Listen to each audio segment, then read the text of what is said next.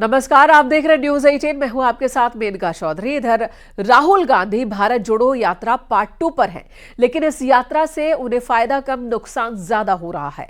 बेशक राहुल की यात्रा से जोड़ने के लिए निकली हो ये यात्रा, लेकिन इस यात्रा के दौरान गठबंधन साथी कांग्रेस से टूटने लगे हैं। पहले ममता बनर्जी ने सवाल खड़े किए तो अब अखिलेश यादव ने निशाना साधा है। राहुल की यात्रा पर अखिलेश का क्या निशाना है, दिखाते हैं आपको। राहुल गांधी की इस यात्रा को लेकर अखिलेश यादव ने निशाना साधा, कहा न्याय यात्रा के लिए कोई निमंत्रण नहीं मिला है। साथ ही उन्होंने कहा कांग्रेस पार्टी कार्यक्रम में नहीं बुलाती है, यानी कि कांग्रेस अपने किसी कार्यक्रम में गठबंधन सहयोगियों को बुलाती तक नहीं। अखिलेश यादव का बयान उस समय आया जब राहुल गांधी की भारत जोड़ो न्याय यात्रा यूपी में एंटर करने वाली है।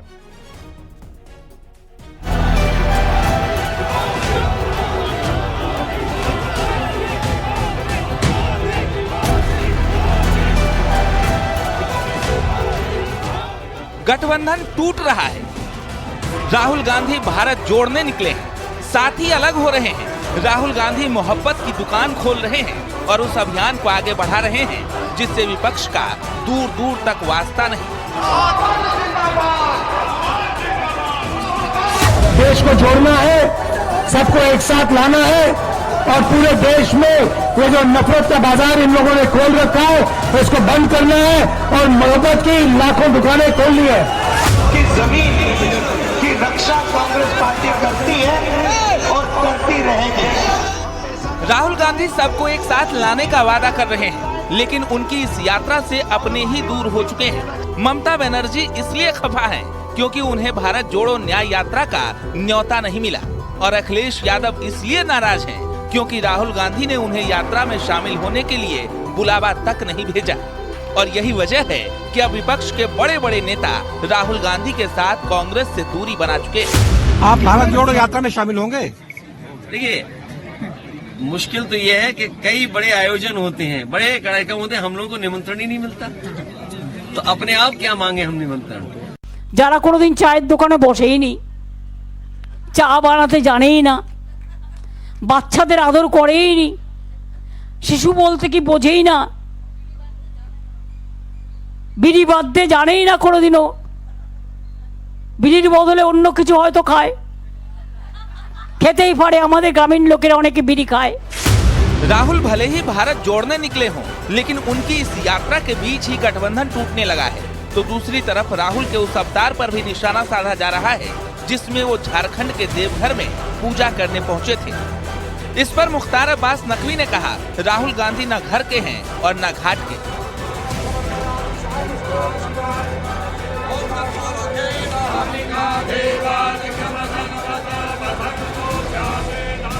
ऐसा है, न ये घर के हैं न घाट के हैं।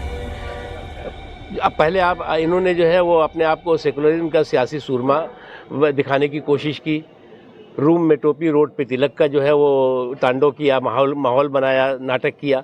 और अब जो है वो सामंती सूरमा बनने, अब जो है वो सनातनी सूरमा बनने की कोशिश कर रहे हैं। और ऐसी स्थिति में उन्हें समझ लेना चाहिए कि वो सोचते हैं कि हम इससे जो है वो बीजेपी की कार्बन कॉपी बन जाएंगे। तो वो न घर के रहेंगे न घाट के रहेंगे, न खुदा ही मिला, न विसाले सनम, न इधर के रहे न उधर के रहे। हैरानी की बात तो ये है कि जब राहुल गांधी देवघर में पूजा पाठ कर रहे थे, उसी समय मोदी मोदी के नारे लगने लगे, जिस पर राहुल गांधी झेप गए और बिना कुछ कहे आगे बढ़ गए।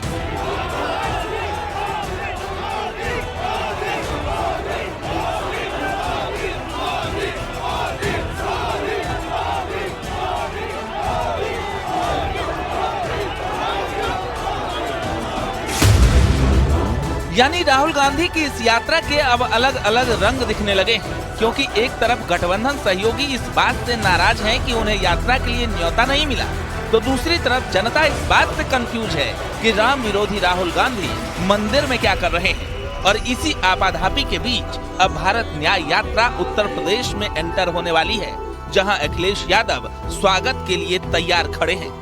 Bureau report, news 18।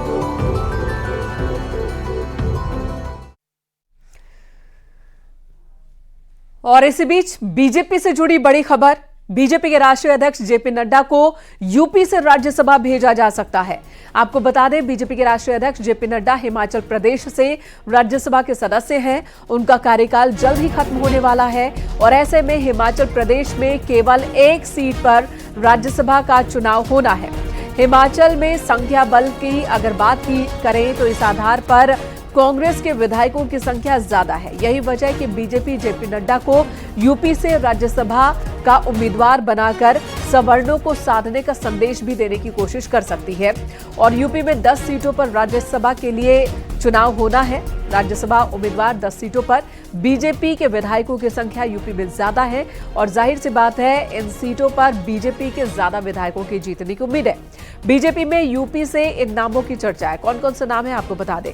राष्ट्रीय अध्यक्ष जेपी नड्डा के नाम पर चर्चा है। मुख्तार अब्बास नकवी का नाम भी संभव है। सुधांशु त्रिवेदी को रिपीट किया जा सकता है, इनका कार्यकाल भी खत्म होने वाला है।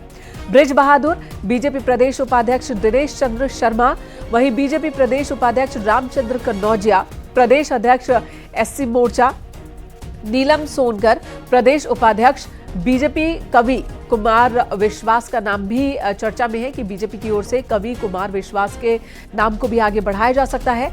महेश श्रीवास्तव और पूर्व क्षेत्रीय अध्यक्ष काशी क्षेत्र, इनका नाम भी चर्चा में है। यूपी में राज्यसभा की 10 सीटों पर चुनाव होना है। 15 फरवरी को नामांकन की आखिरी तारीख है। बीजेपी के 7 प्रत्याशी निर्विरोध जीत सकते हैं। एसपी के 3 प्रत्याशी निर्विरोध जीत सकते हैं।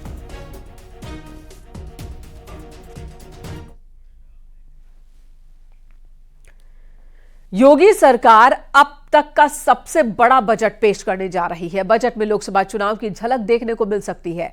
साथ ही 3 से 4 नए औद्योगिक गलियारे बनाने का इस बजट में सरकार भारी भरकम व्यवस्था कर सकती है। इसी के साथ प्रयागराज में कुंभ की तैयारियां, अयोध्या, काशी और मथुरा जैसे धार्मिक स्थलों के विकास पर खास फोकस देखने को मिल सकता है इस बजट के अंदर। आपको इसी पर दिखाते एक रिपोर्ट।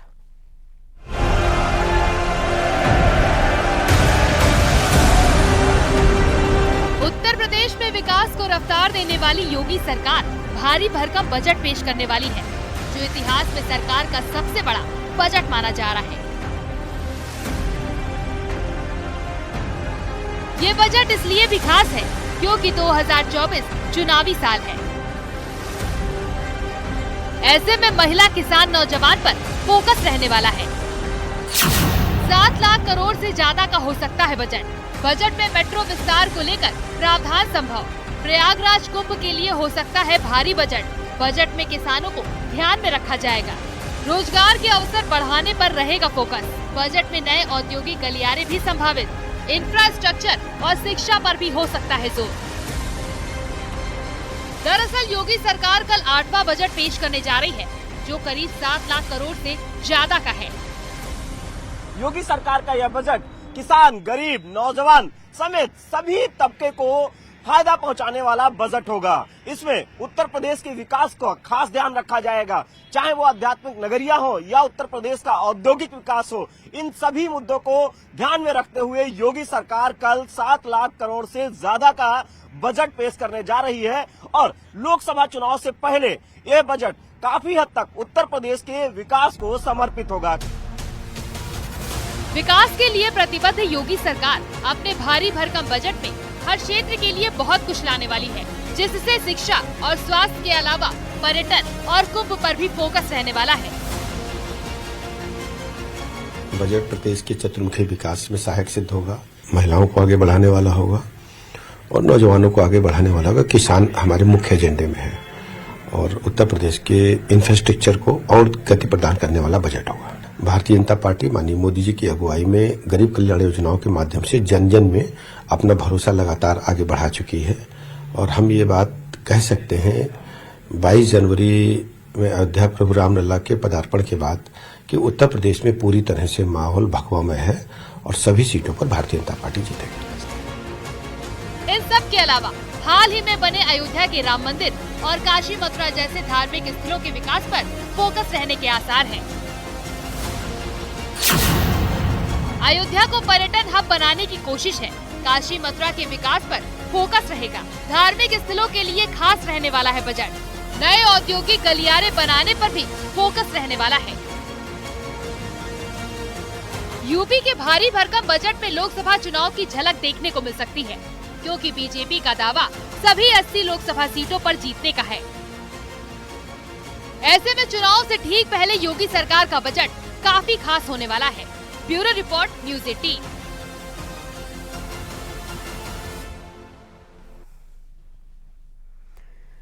गोरखपुर में एक कार्यक्रम के दौरान सीएम योगी ने बड़ा बयान दिया। सीएम योगी ने कहा कि बीते 7 साल में कोई दंगा नहीं हुआ, 1-2 साल में लोग दंगों का नाम भी भूल जाएंगे। तो ये बड़ी बात मुख्यमंत्री ने कही है। मुख्यमंत्री ने कहा कि 7 साल यानी कि उनके कार्यकाल के दौरान यूपी में एक भी दंगा नहीं हुआ। ये दावे पहले भी होते रहे राज्य सरकार की ओर से, सीएम योगी आदित्यनाथ की ओर से।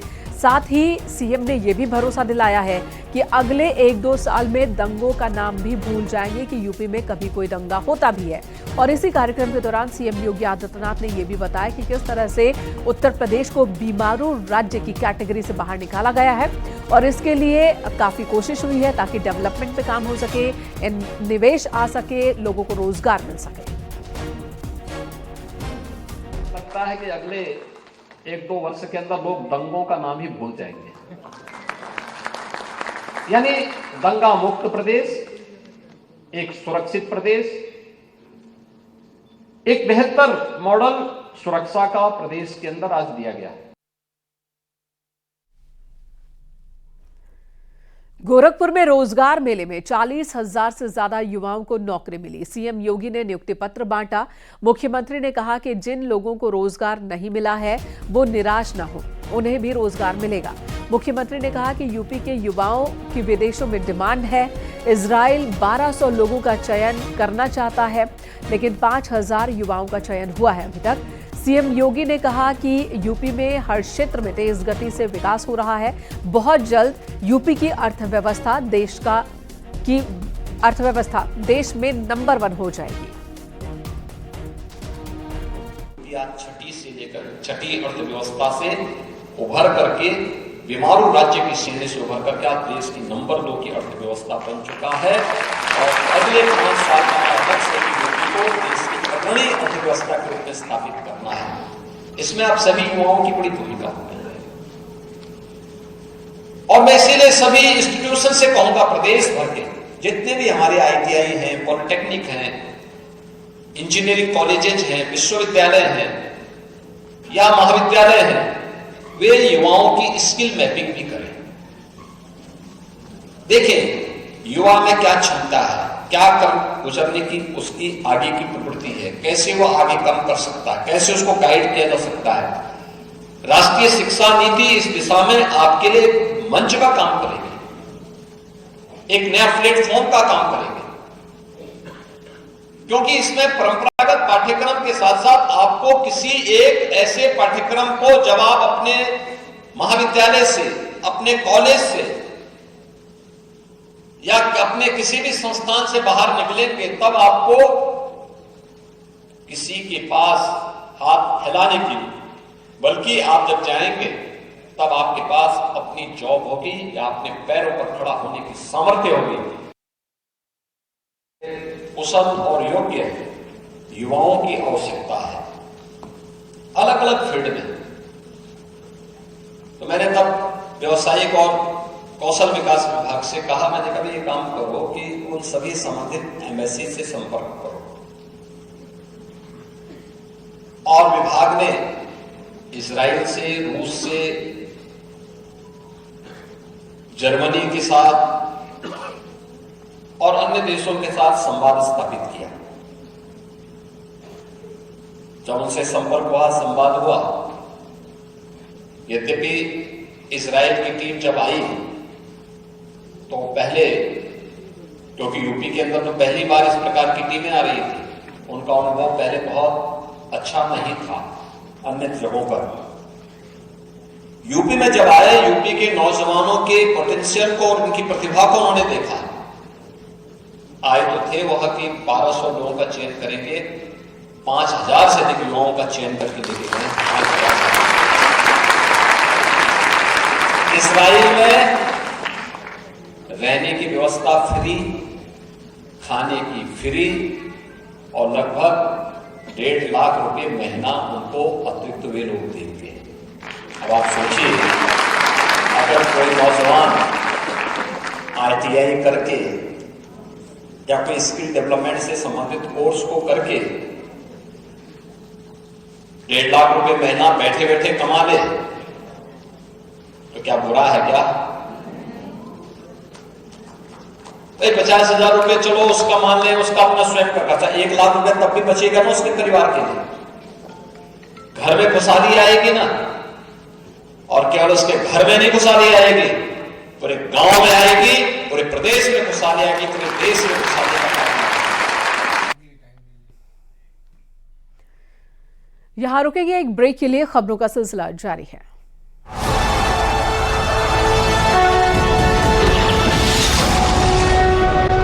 और ब्रेक के बाद खबर अयोध्या से। अयोध्या में श्रद्धालुओं की भारी भीड़ इकट्ठा हो रही है। हनुमानगढ़ी और रामलला के दर्शन के लिए श्रद्धालुओं की भीड़ उमड़ी है। तस्वीरों में हम आपको दिखा रहे हैं। आज हनुमानगढ़ी में दर्शन के लिए तकरीबन 2 किलोमीटर लंबी लाइन लगी रही। हनुमानगढ़ी के परिसर से सिंगरहाट तक लंबी लाइन देखने को मिले। रामलला के दरबार में भी भीड़ लगातार बढ़ती ही रही। साप्ताहिक अवकाश पर बड़ी संख्या में लोग अयोध्या पहुंचे हैं। बजरंगबली और रामलला के दर्शन कर रहे हैं, उनका आशीर्वाद ले रहे हैं। तो आप देख सकते हैं इस वीडियो में कि कितनी लंबी कतार, 2 किलोमीटर लंबी लाइन, ये हनुमानगढ़ी पहुंचने के लिए लोगों की ये कतार हम आपको दिखा रहे हैं। हनुमानगढ़ी मंदिर ये आपके सामने टीवी स्क्रीन पर लगभग 2 किलोमीटर लंबी कतार लगी रही। कुछ इस तरह से इतनी बड़ी तादाद में लोग अयोध्या पहुंच रहे हैं। तो रामलला की प्राण प्रतिष्ठा के बाद से ही श्रद्धालुओं के पहुंचने का जो सिलसिला शुरू हुआ है वो हर दिन के साथ बढ़ता ही नजर आ रहा है। जय श्री राम। बहुत सुंदर लंबी लाइन लगने के बावजूद भी भक्तों की आस्था, श्रद्धा और विश्वास देखते ही बन पड़ रही है। और काफ़ी सुंदर भगवान की अद्भुत दर्शन, हनुमंत लाल की एवं प्रभु श्री रामलला का भी हम लोगों ने अद्भुत दर्शन किया। हम सब धन्य हो गए। जय श्री राम। दर्शन वगैरह सब हो गया, राम जी का दर्शन कर लिया। अब हनुमानगढ़ी जाना है दर्शन करने के लिए। संभल से हम लोग आए हुए हैं और काफ़ी अच्छा लगा और बहुत ही अच्छे से रामलला को सजाया गया है। बहुत अच्छा लग रहा है, पहली बार दर्शन किए हैं, बहुत अच्छा लगा दर्शन करके। वो पता नहीं चला, दर्शन के बाद मैंने नहीं पता नहीं चला। बहुत अच्छा लगा, हनुमान जी के दर्शन हुए ही, श्री राम जी के इतने अद्भुत दर्शन हुए, वो इतने प्यारे लग रहे थे। हम बहुत धन्यवाद देना चाहेंगे योगी जी और मोदी जी को, जिनकी वजह से आज का हमें ये दिन देखना पड़ रहा है। जय श्री राम। और लाइन में लगे हुए बहुत टाइम से हम लोग वेटिंग पे थे, अब दर्शन हो गया, हम लोग राम जी का दर्शन करने जा रहे हैं। बहुत अच्छा, जस्ट लाइक एक बरसों की इच्छा पूरी हो गई, राम जी अपनी सही जगह पे आ गए। अभी तो हम लोग नहीं कर पा रहे, फिलहाल हम लोग जा रहे हैं राम जी का दर्शन करने के लिए, लेकिन अभी आएंगे भी यहाँ पर। लाइन में कतारों में लग के भगवान रामलला या हनुमानगढ़ी का दर्शन करना कितना सौभाग्यशाली समझते हैं।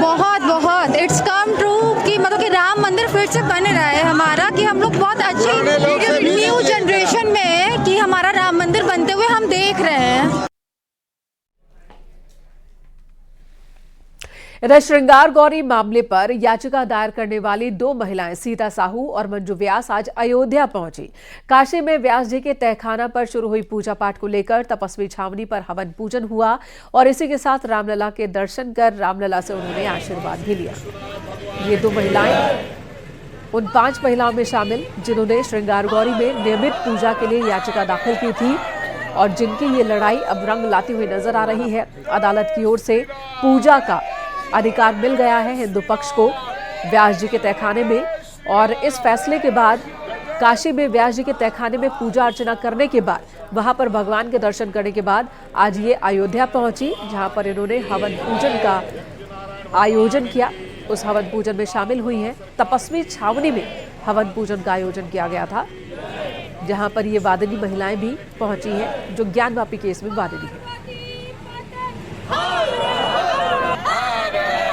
करते हैं तो आपकी हम लोग को जीत मिली है, जो व्यास जी के तहखाने में पूजा के लिए जो 30 साल से हमारी पूजा रोकी गई थी, आज पुनः हमें पूजा करने की मिली। तो हम अपने रामलला से आशीर्वाद लेने आए हैं और उनसे यही कहने आए हैं कि अपने आराध्य देव का भी आप जल्दी से मुक्त कराइए। ज्ञानवापी की याचिकाकर्ता मंजू व्यास और सीता साहू ये आज यहाँ आई हैं। रामलला के लोगों ने दर्शन पूजन किया और हवन किया है। इन लोगों ने माना था कि जब इनको विजय मिलेगी तो यहाँ दर्शन पूजन करेंगे, तो 99% इनको विजय मिल गई है। वहाँ जो तहखाने में श्रृंगार गौरी का जो है पूजन अर्चन शुरू हो गया कोर्ट के आदेश से। आज विश्वेश्वर के लिए इनकी लड़ाई जारी है।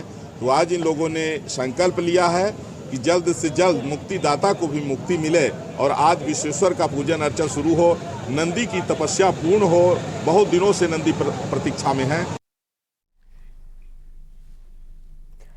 यहाँ रुकेंगे एक और ब्रेक के लिए। खबरों का सिलसिला न्यूज़ 18 पर जारी है।